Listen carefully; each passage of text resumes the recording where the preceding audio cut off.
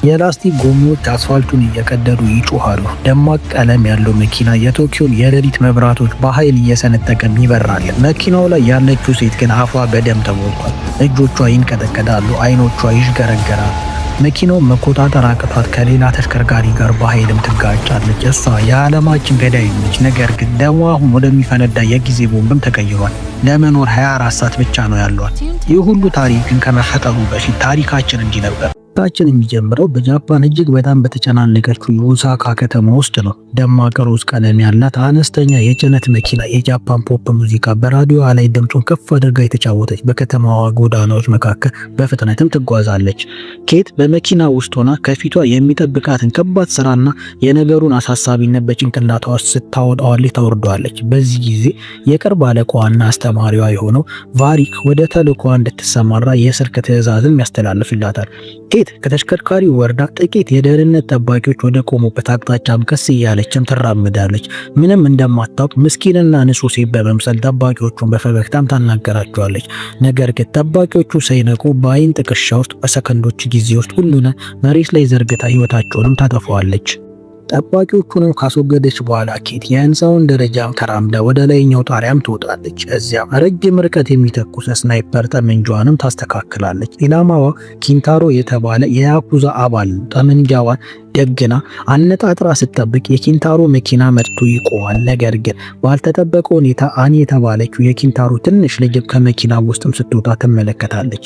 ኬት ይህንን ስታይ ፊቷ ይለዋወጣል። ምክንያቱም በስሯ ላይ ህፃን እንዲገቡ በፍጹም አትፈልግም። ይሁን እንጂ ቫሪክ በጆሮ ማዳመጫዋ በኩል ኢላማው አሁን ካመለጣ ዳግመኛ እንደማታገኘው በመግለጽ እንድትተኩስም ያዛታል። ኬት እየተገደደችና እያመነታች ቃታውንም ትስበዋለች። ጥይቱ ኪንታሮን ይመቷል። እሱ ደሙ እየፈሰሰ መሬት ላይ ይሞታል።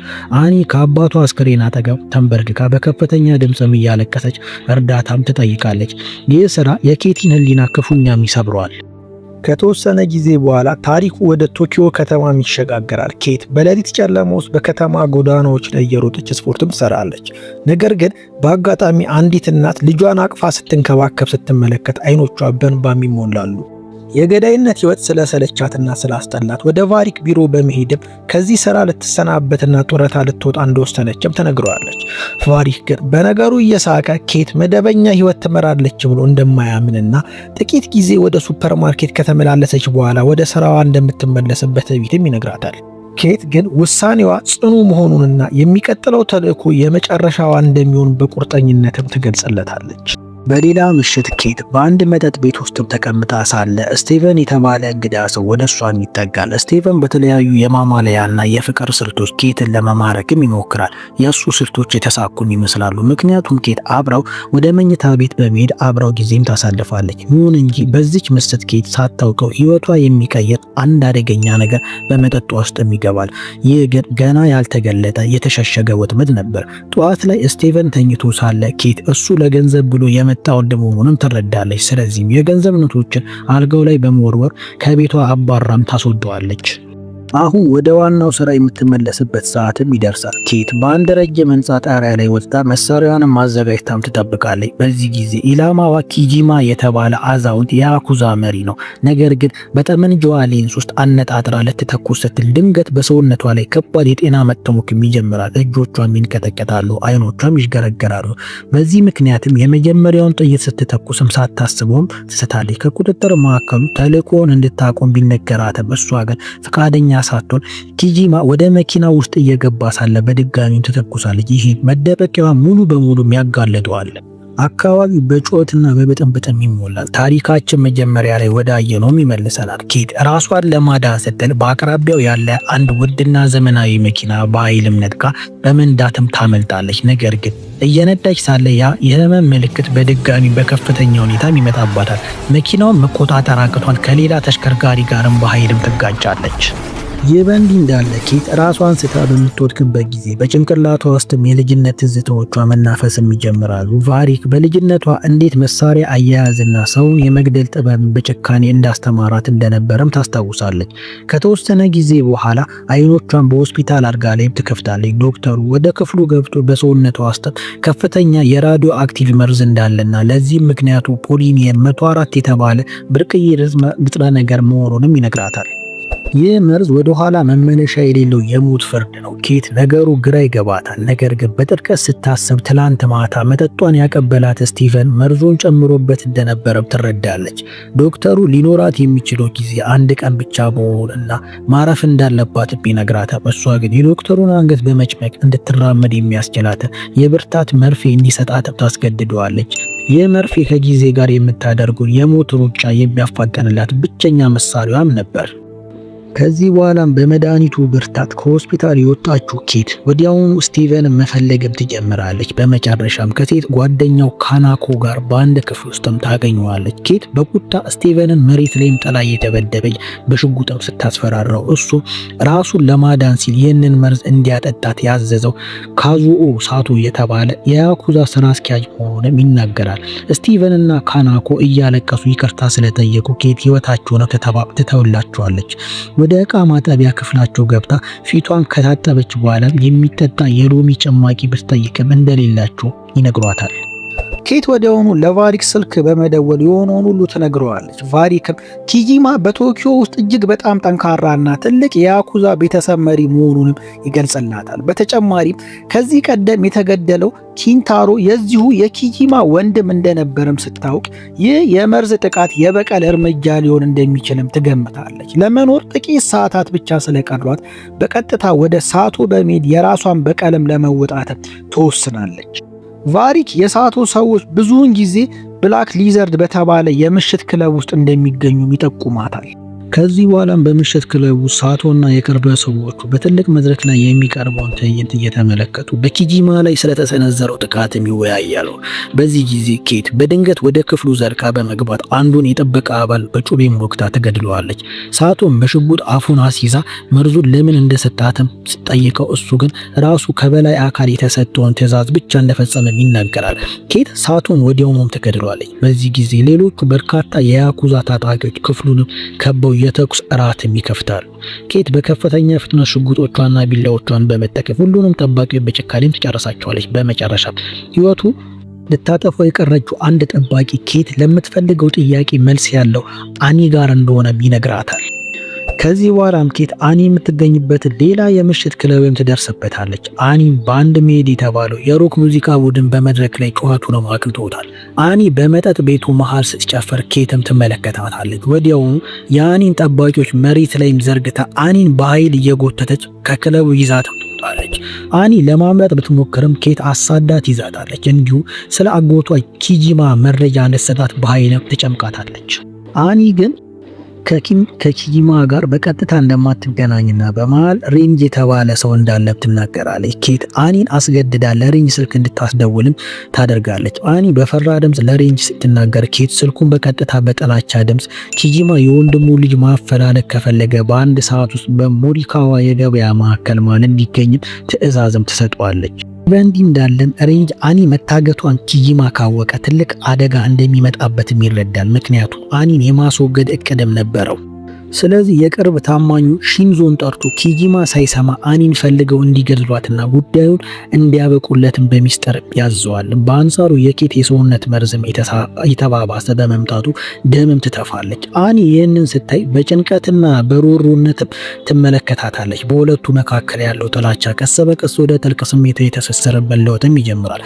ኬት አኒን በአንድ የገበያ ማዕከል መጸዳጃ ቤት ውስጥ ቆልፋባት ራሷን በመስታወት እያየ ጸጉሯንም ባጭሩን ትከረከማለች።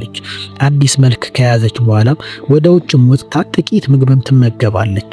ሺንዞና በርካታ የታጠቁ ገዳዮችም የገበያ ማዕከሉንም ያጠለቀልቁታል። ሺንዞ ኬትን በፍጥነትም ያገኛታል። በመካከላቸው የቃላት ፍጥጫም ያደርጋሉ። ኬትም ኪጂማ በአካል ካልመጣ አኒን ትታት እንደምትሄድም ትዝታለች። ነገር ግን ወዲያውኑ ከባድ የተኩስ ልውውጥም ይጀምራል። ኬት ባለባት ከፍተኛ ወታደራዊ ብቃት በመጠቀም በየአቅጣጫው የሚመጡትን ገዳዮችም አንድ በአንድ በጥይትም ትረሽናቸዋለች። ራሷን ከሞት ብታተርፍም የሰውነቷ መርዝ እየበረታ በመሄዱ አቅሟ እየተሟጠጠም ይሄዳል።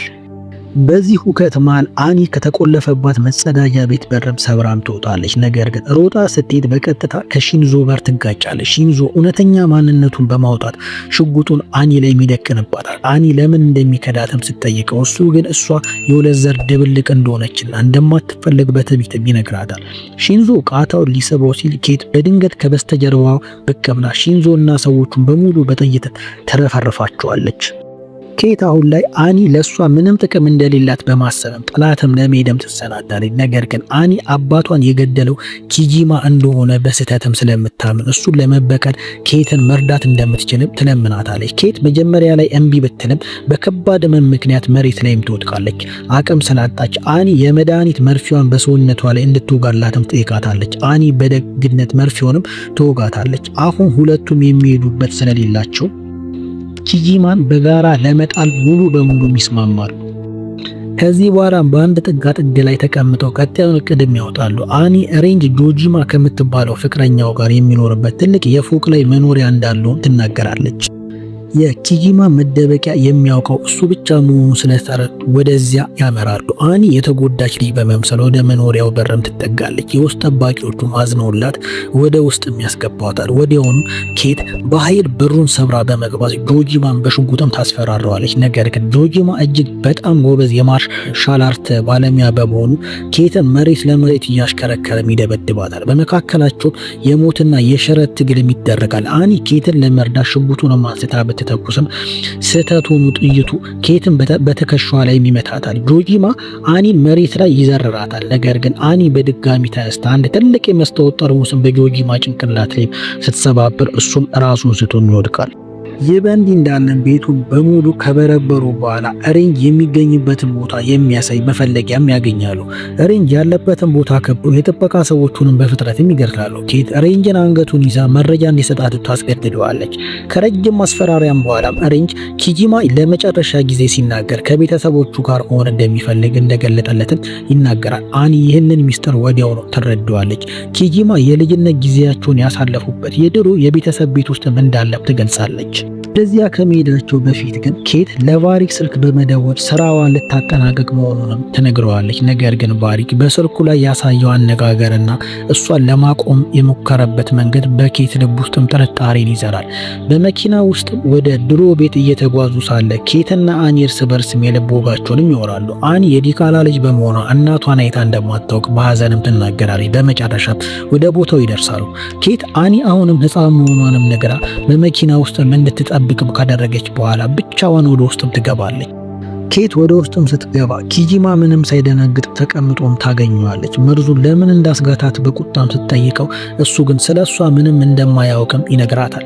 ይልቁንም አንድ የድሮ ፎቶግራፍም ያሳያታል። በፎቶ ላይ ቫሪክ ከያኩዛ መሪዎች ጋር አብሮም ይታያል። ኬት ሙሉ ህይወቷን እንደ አባት የምታየው ቫሪክ ራሱ ለዚህ አሰቃቂ ሴራና ክህደት ዋና መሐንዲስ መሆኑንም ስትረዳ አላማዋ በድንገትም ይናጋል። ይህ እቅድ የተሰላው እሷን ለመጥቀም ብቻ ነበር። በዚህ ጊዜ ቫሪክ ከመኪና ወርዶ ውጭ በቆመችው አኒ አጠገብም ይቆማል። አኒ በቁጣ ብታናገረውም እሱ ግን ሊያባብላትም ይሞክራል። በቤት ውስጥም ኬት እውነቱን ስትረዳ አኒ በተመሳሳይ ሰዓት አባቷ ኦሳካ የገደለችው ኬት መሆኗንም ከቫሪክ አንደበትም ትሰማለች። ኪጂማ ለሰራው ጥፋት ሁሉ ዋጋ ለመክፈል ዝግጁ መሆኑን ገልጾ ኬት እንድትተኩስበትም ይፈቅድላታል። ኬት አንድ ጥይት ወደ መሬትም ተኩሳ አኒን ለማዳን በፍጥነትም ወደ ውጭም ትሮጣለች። ነገር ግን ቫሪክ ቀድሞ አኒን በውሸት መረጃ አእምሯን ስለመረዘው አኒ ኬትን ስታያት በአባቷ በቀል ተሞልታ ኬት ላይ ትተኩሳለች። ኬት ደረቷን ተመታ መሬት ላይም ትወድቃለች። ቫሪክ አኒ በመኪና ውስጥ ማስገበቱ ይዟትም ይሄዳል። ነገር ግን ኬት አልሞተች። በልጅነቷ ከቫሪክ የተማረችውን የህልውና ትምህርትም ታስታውሳለች። ኬት ቀደም ኪጂማን እንዳልገደለችውና ትታው እንደወጣ ግልጽ ሆኗል። ኪጂማ ለዋለችለት ውለታ ምላሽው ለመስጠት የተረፉትን የመጨረሻ የብርታት መርፌ በሰውነቷ ላይ ይወጋላታል። ይህም የመጨረሻዋን የበቀል ፍልሚያ እንድታደርግም አቅም ይሰጣታል። በዚህ ሰዓት ቫሪክ ከሬንጅ ጋር በመሆን ስልጣኑን ለመረከብ እያሴረ እንደነበርና የኪንታሮን ግድያ ያዘዘው ራሱ ሬንጅ መሆኑ በግልጽ ይታያታል። አሁን ኬትና ኪጂማ አኒን ከክፉዎች እጅ ለማዳን በጋራ ይቆማሉ። ኬት በመጨረሻ የምትወደውን የሎሚ ጭማቂ ማግኝታ በመጠጣት ጉልበትም ታገኛለች። ኪጂማና የእሱ ታማኝ ገዳዮች የሬንጅን ዋና መስሪያ ቤት በኃይልም ሰብረው በመግባት በከባድ አውቶማቲክ መሳሪያዎች ጠባቂዎቹን በሙሉ መግደልም ይጀምራሉ። ቫሪክ አኒን እንደ መከላከያ ጋሻ በመያዝ የራሱ ልዩ ኃይል ኬትና ኪጂማ ላይ ይልካቸዋል። በጣም አስፈሪ የተኩስ ጦርነት ይነሳል። ነገር ግን ኬትና ኪጂማ ሁሉንም ማጥፊዎችም ያሸንፏቸዋል። ነገሮች ከአቅማቸው በላይ ሲሆን ቫሪክና ሬንጅ ተለያይተው ለመሻሸም ይሞክራሉ። ነገር ግን ሬንጅ በኪጂማና በሰዎቹ ይያዛል። ኪጂማ ለሬንጅ የሴፍ ፍልሚያ ፈተናም ያቀርብላታል። ሬንጅ የኪጂማ ማርጀትን እያነሳ ቢያሾፍበትም ኪጂማ ባለው የላቀ ችሎታ ሬንጅን በጥቂት ሰከንዶች ውስጥ በሴፍም ቆራርጦም ይገድለዋል። በሌላ በኩል ኬት በቫሪክ ሰዎች ላይ ቦምብ በመወርወር መንገዱንም ታጸደዋለች። ነገር ግን ራሷን በበርካታ ጥይቶችም ክፉኛም ትቆስላለች። በደምና በህመም የተቃጠለች ወደ ዋናው ክፍልም ትገባለች። በዚያም ቫሪክን ፊት ለፊት ታገኘዋለች። ለአኒ እውነቱን ለመናገርና ይቅርታ ለመጠየቅም ብትሞክርም ቫሪክ ግን ጥረቷን እያጣጣለም ያፌዝባታል። ኪጂማና ሰዎቹ ክፍሉን ቢከቡትም ኪጂማ ለጊዜው እንዳይተኩሱም ያዛቸዋል። በመጨረሻው ሰዓት ኬትና ቫሪክ እርስ በርስ ጥይትም ይለዋወጣሉ። ሁለቱም ክፉኛም ይቆስላሉ። አኒ ከቫሪክ እጅም አምልጣ ወደ ኬትም ትሮጣለች። ኬት የመጨረሻዋን እስትንፋስም እየወሰደች ቫሪክን በቋሚነት ከምድረ ገጽም ታስወግደዋለች።